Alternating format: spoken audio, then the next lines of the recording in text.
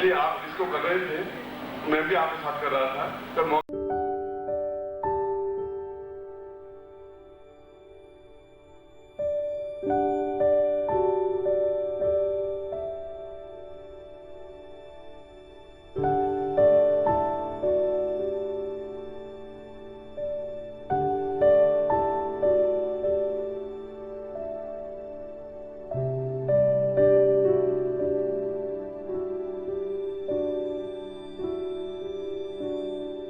मिला तो मैं भी आपको चक्कर दे दूंगा, चिंता मत करो।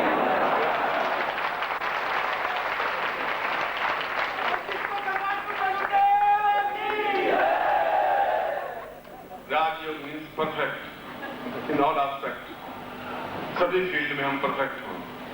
और आपने देखा होगा कि हमारा प्रत्येक शिविर अपने आप में यूनिक होता है, अलग होता है। एक शिविर टाइप शिविर नहीं होता। ये शिविर अलग है तो अगला शिविर और अलग होगा। होली का शिविर देखेंगे तो आप मुझे होली में बिल्कुल रंग में भगे हुए, बिल्कुल जैसा ऐसा लगेगा सारा ये तो राग रसिया है, बस होली खेलता रहता है, तो ऐसा देखेंगे। दिवाली में देखेंगे तो आप बिल्कुल दूसरी स्टाइल में देखेंगे। मंच में बैठेंगे तो तीसरी स्टाइल में देखेंगे। उसके बावजूद भी किसी शिष्य में मर्यादा का उल्लंघन नहीं होने देता। न मैं उल्लंघन करता हूँ, न आंख गंदी रखता हूँ, न जब शब्दों में कुछ गड़बड़ रखता हूँ। एक आदमी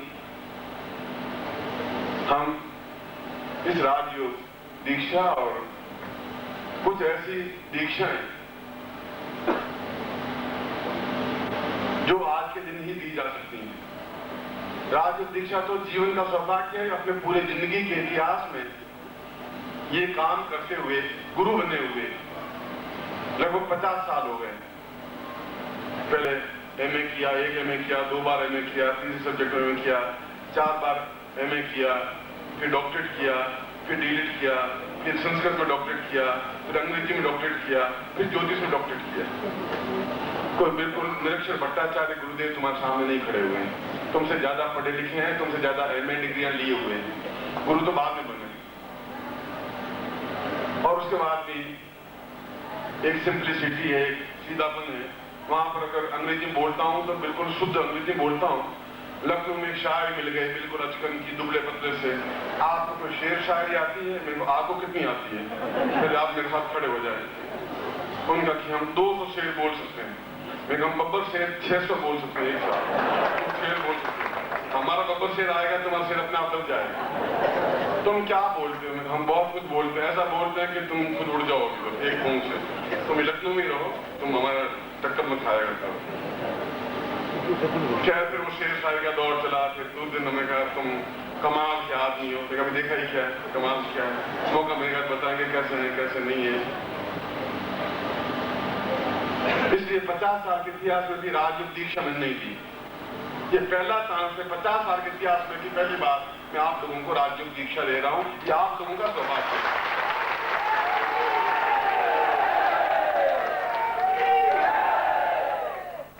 क्योंकि इस दीक्षा में तुम्हारे पास पूंजी धन लाख, 2 लाख, 5 लाख, 10 लाख, 50 लाख होंगे और हैं। मेरे पास पूंजी मेरी तपस्या है, साधना और रिचार्ज है।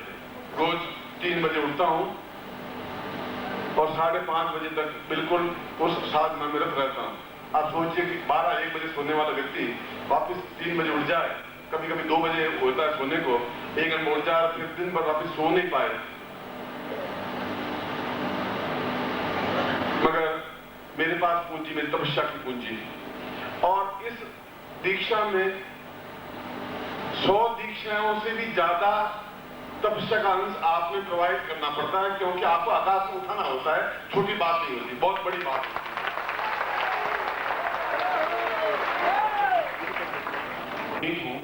और जंगल और हिमालय के बर्फीले उस पहाड़ों में राजयोग दीक्षा प्राप्त की थी। रात इस बैंक्वेट हॉल में चारों तरफ लाइटें लगी हुई, गर्मी में बैठे हुए राजयोग दीक्षा ले रहे हैं।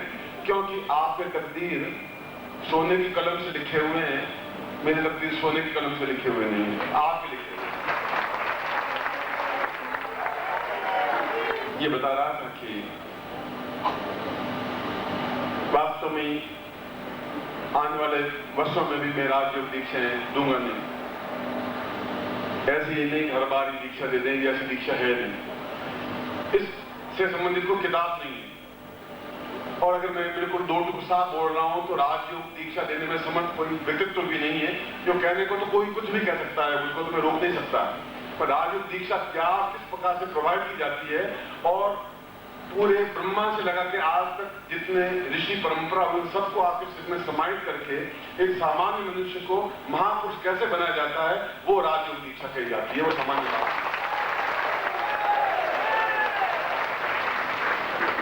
उसके बाद मृत्यु तुम्हारे सामने आके खड़ी नहीं हो सकती, उन्हें हिम्मत नहीं होती तुम्हारे आंख से आंख मिला सके, जो राजयोग दीक्षा लिए हुए होता है। बुढ़ापा उसके सामने आके खड़ा नहीं हो सकता, तकलीफ बाधाएं कष्ट उनके आंख के सामने खड़ा नहीं हो सकता। और जिस फील्ड में भी है उस फील्ड में सर्वोच्च शिखर पर पहुंचता है, तब आप सही शिष्य हैं, तब मैं सही गुरु हूं, ये गारंटी।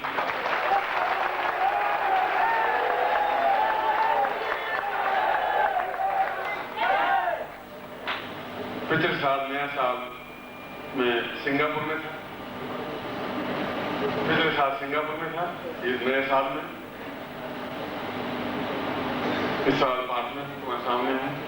और क्यों विचार आया कि राजयोग दीक्षा दी जाए, मैंने तो 50 साल में जो सोचा नहीं, तो मगर ये आप लोगों का प्यार है, ये आप लोगों का अटैचमेंट है कि इतना अटैचमेंट कि मैं तो कई बार गर्व से सीना फुला करके कहता हूं कि सैकड़ों गुरु होंगे, हजारों गुरु होंगे, मुझसे अच्छे ऊंचे गुरु होंगे कि उनको दो रहा नहीं, और उनके लाखों शिष्य होंगे, और मेरे जैसे शिष्य और किसी गुरु के पास नहीं है। शिष्य हैं कि मैं उनको एक इशारा कहता हूं कि मैं गर्दन काट के ले लेनी, और सोचता नहीं क्यों, तुरंत गर्दन काट के ले लेता है, आदेश रख के लीजिए गुरु जी, ये शिष्य है मेरे सामने, इसलिए मुझे अपने आप पे गर्व है, आप लोगों पर गर्व है, आपकी वजह से मैं गर्व पाऊंगा, ये मेरा सौभाग्य है। फिर उनका भोजन बनना चाहिए, तो भोजन भी अपने पत्रिका में छाप दिया, एक भाई देख लो। फिर मामूली है दाल पूरी खा करके क्या राजयोग दीक्षा लेने लेंगे, तो ढंग से लेने वाले गूंजी थी। आज मैं वापस तैयार करके भेजता हूँ, लिस्ट बिल्कुल तैयार सामने रखते ना कि टिक किए हुए हैं, बस ये आज बनाने, कल का टिक अलग है, ध्यान रखें। ये हम आते नहीं तो पियर का टिकट, ये ट्रेन पता रहा, मैंने आपसे राशि कर रखी, अभी आ रही है।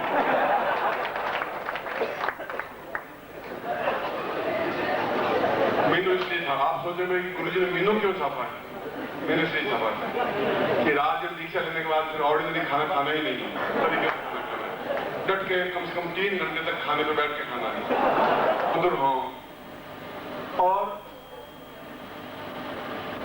तुम्हारे मेरे प्राणों की धड़कनों में डिफरेंस नहीं हो, एक हो जाए, एक ही धड़कन हो तुम्हारे मेरे।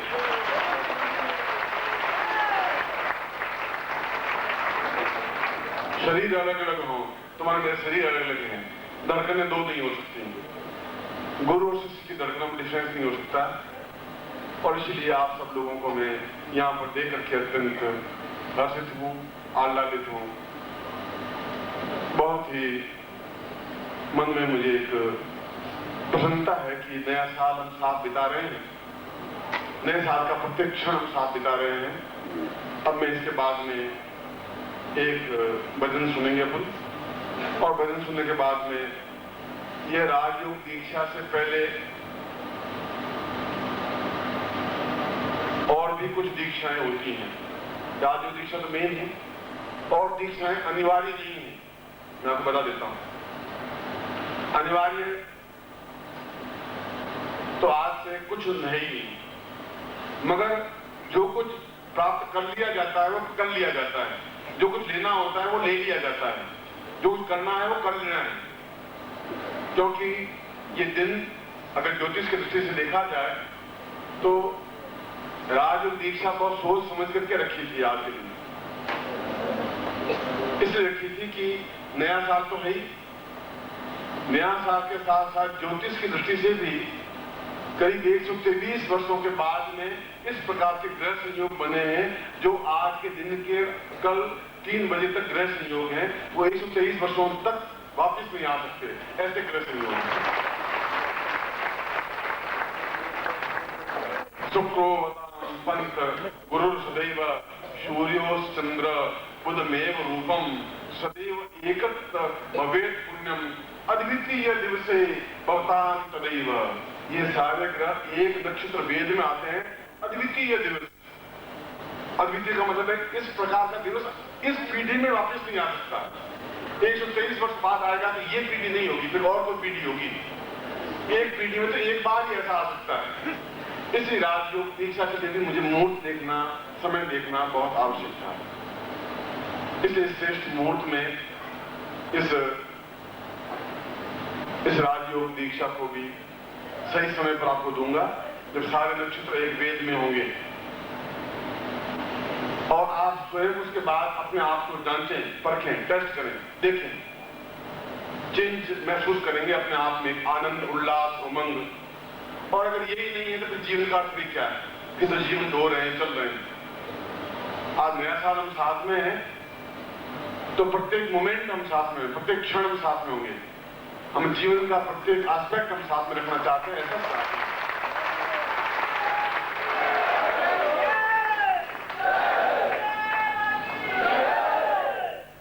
9 और 6 बिल्कुल उल्टे हैं। 9 इधर है तो 6 उधर है। बिल्कुल हम बिल्कुल सीधे रहना चाहेंगे, बिल्कुल चिन्हों की तरह नहीं, बिल्कुल सीधे जुड़े हुए, अपने आप में एकाकार, प्राणों की तरह, धड़कनों की तरह। मैं तो आपको शुरू में शेर सुना दिया कि आप फूलों की बात करें, मैं तो आपके धड़कनों के ऊपर पांव रखता हुआ आया हूं। धड़कनें तो मेरी ही हैं, मेरे पांवों के नीचे हैं। अब आपका कोई अस्तित्व नहीं है क्योंकि आप मेरे हैं।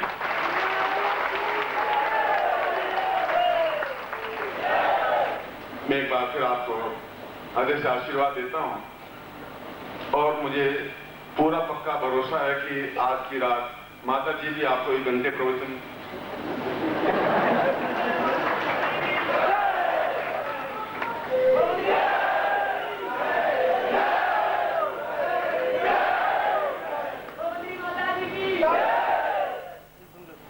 माता जी को आपने शायद देखा होगा इलाहाबाद। मैंने कहा कि मैं जा रहा हूँ, संन्यास दिवस है, अब सन्यासी बन रहा हूँ, अब मैं जा रहा हूँ, अब मैं कुछ रुकूंगा नहीं।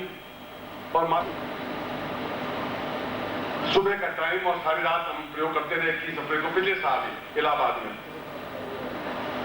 और सुबह मैं निश्चय कर लिया था कि उसके बाद में अब मैं सीधा नहीं करूंगा। अब मैं 1-2 साल और अपने ग्रंथ लिखूंगा, उसके बाद में सीधा जो काम है वो करूंगा। माता जी बैठी थी, नंद किशोर बैठा था और निश्चय बिल्कुल 100% यही माइंड में, बिल्कुल थिंकिंग भी यही थी। और मैंने कहा कि मैं अब आपके सामने अगले शिविर, किसी शिविर में भाग नहीं लूंगा। और आप मिलेंगे तो मैं कभी मिलूंगा, मगर मैं आपसे कम मिलूंगा। शिविरों में भाग नहीं लूंगा, न शिविरों में आऊंगा। और आप विश्वास है कि आप मेरे से आधे से ज्यादा लोग वहां होंगे, गारंटी के साथ होंगे।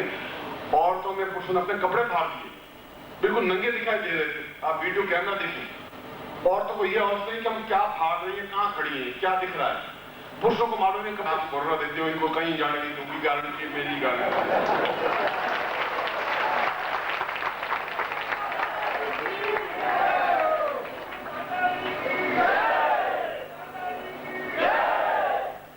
और अच्छा भारतीय पति वो होता है जो चुपचाप हाँ हूं करता रहे, कुछ करेंगे। चलो भाई और कुछ नहीं, अगली बार 21 अप्रैल को देखेंगे। अब 1 साल तो गए, तो आज भी मुझे उम्मीद है वो घर में तो बहुत बोलती हैं आप। चलिए एक भजन सुनते हैं, उसके बाद में आज का कार्यक्रम शुरू करते हैं। एक बार फिर आपको हृदय से आशीर्वाद देता हूँ। कल्याण कामना।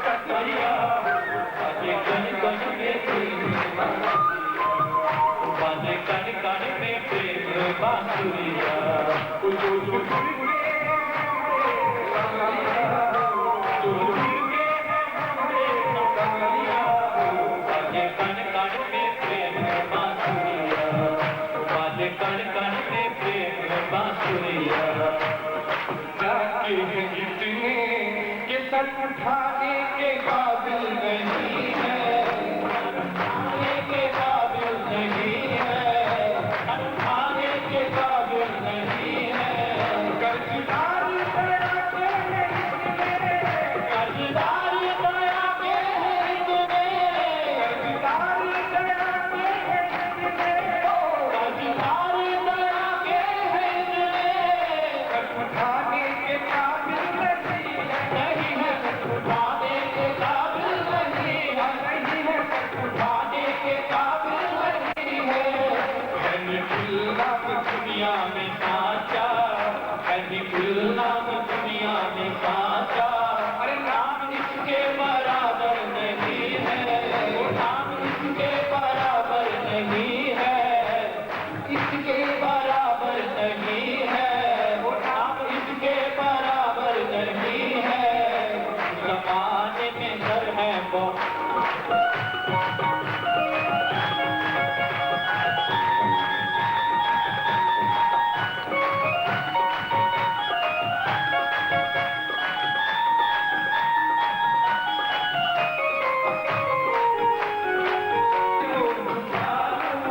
जो गुनाह है वो सब बख्शूं, चाहत के मैं सर को झुका लूं, चाहत के मैं सर को झुका लूं। जो गुनाह है वो सब बख्शवा लूं, जो गुनाह है वो सब बख्शवा लूं। चाहत के मैं सर को झुका लूं, चाहत के मैं सर को झुका लूं।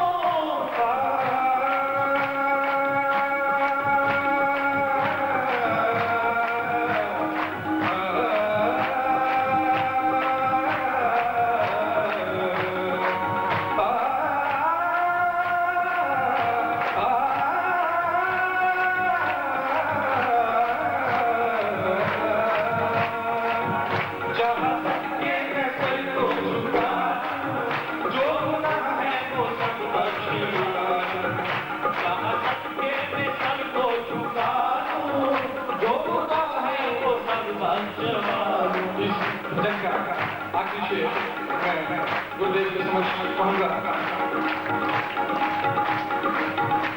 बाबा गा बाबा नी दा बाबा बाबा गा बाबा नी बाबा नी दा बाबा बाबा गा बाबा गा गा।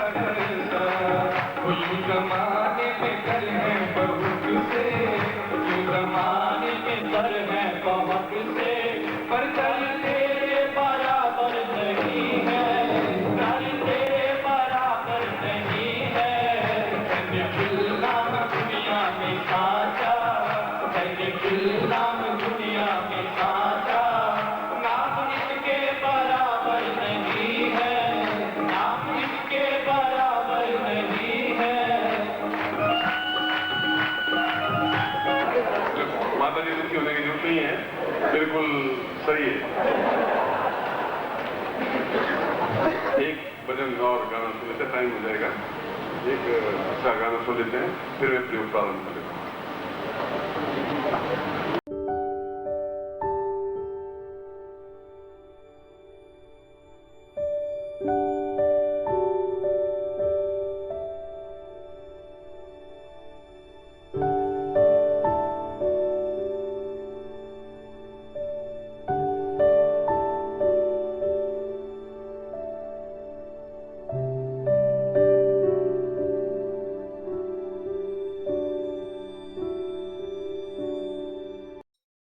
ओम परम तत्वाय नारायणाय गुरुभ्यो नमः।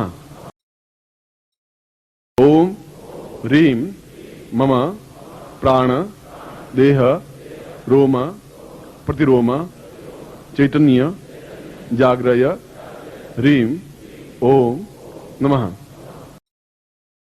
ओम भूर्भुवः स्वः तत्सवितुर्वरेण्यं भर्गो देवस्य धीमहि धियो यो नः प्रचोदयात्।